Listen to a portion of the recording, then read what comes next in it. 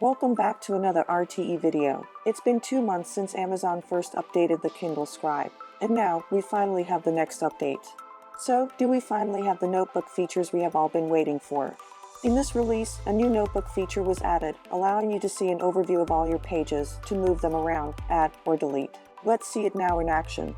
To see an overview of all the pages, open the top menu once you're in a notebook and select the overview icon. Here, you will see all your pages displayed. Tap on the page you want to move and then select the Move option. To move the page, select the location of where you want it moved by selecting one of the placement markers. Although this is a welcome addition, other devices give you the ability to move multiple pages. The Kindle Scribe only allows you to move one page at a time. I don't know why they would release an overview functionality that is clearly only half working and doesn't feel complete since you can't select multiple pages. There is supposed to be another update coming in May that will allow you to send Word documents directly to the Scribe from within Word. Amazon has also promised that copy, paste, and the lasso tool are coming soon as well.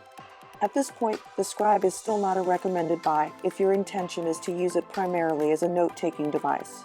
Well, that wraps up our video. Thank you for watching. Remember to click like and subscribe. This has been RTE.